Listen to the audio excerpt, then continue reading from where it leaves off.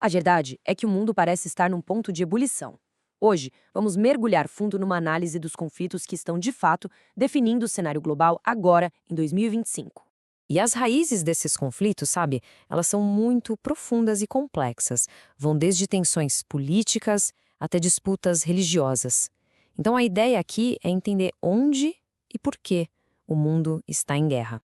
E por trás de cada conflito, de cada notícia, a realidade é essa que a gente vê na imagem.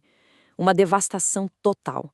Cidades em ruínas, vidas completamente desfeitas. Esse é o custo real que acaba remodelando o futuro de nações inteiras. 11. Guarde esse número. 11. É a quantidade de grandes guerras ativas que estão acontecendo neste momento. São 11 frentes de batalha, cada uma com uma história e uma tragédia muito particular.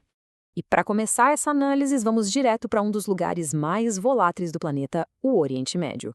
Lá, um conflito totalmente novo surgiu e jogou ainda mais lenha na fogueira. É importante dizer, estamos falando de um cenário hipotético, mas que se baseia em tensões que já existem e são bem reais. A coisa toda explode quando Israel ataca Teherã por puro medo de que o Irã esteja prestes a ter uma arma nuclear. E esse é o estopim de tudo. E a escalada é imediata, é brutal. Num piscar de olhos, os ataques de um lado e do outro já tiraram mais de 240 vidas. Isso só mostra a velocidade com que uma situação dessas pode sair do controle.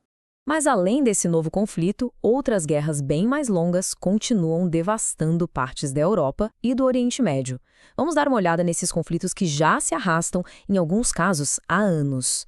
O que a gente vê aqui, da luta por território na Ucrânia e em Gaza, até a briga pelo controle político na Síria e no Iêmen, no fundo são batalhas por poder e por soberania. Batalhas que estão, literalmente, redesenhando fronteiras e o futuro de governos. Olha o caso da Ucrânia. A paz parece algo muito distante. De um lado, a Rússia exige territórios e que a Ucrânia fique fora da OTAN. Do outro, a Ucrânia se recusa a ceder. O resultado? Um impasse total que só prolonga a guerra. E para entender o conflito entre Israel e Hamas, não tem jeito, é preciso voltar bastante no tempo. Isso não é uma guerra que começou ontem. É só o capítulo mais recente de uma disputa por terra, por identidade e por reconhecimento que já dura, olha, mais de 70 anos. A Síria, por sua vez, é um exemplo de como a paz pode ser frágil. Depois de um período de relativa calma, a guerra civil voltou com tudo, com força total, e acabou levando a uma reviravolta no poder, com um novo governo de transição. Agora, saindo um pouco do Oriente Médio, nosso foco vai para os conflitos que estão assolando várias partes da África e da Ásia. Lá, as lutas pelo poder também deixam um rastro de muita destruição. O que será que conecta esses conflitos todos, no Sudão, no Congo, na Etiópia, Afeganistão e Mianmar? Surge um padrão bem claro. A maioria são guerras civis. São batalhas internas pelo controle do próprio país, onde governos estão enfrentando grupos rebeldes, como a TPLF, que é a Frente de Libertação do Povo Tigray, lá na Etiópia. No Sudão, a guerra tem basicamente dois rostos. De um lado, Abdel Fattah al-Burhan, o líder do exército. Do outro, Mohamed Hamdan Dagalo, comandante do grupo paramilitar Forças de Apoio Rápido, a RSF. A ambição desses dois homens simplesmente mergulhou uma nação inteira numa crise humanitária que é catastrófica.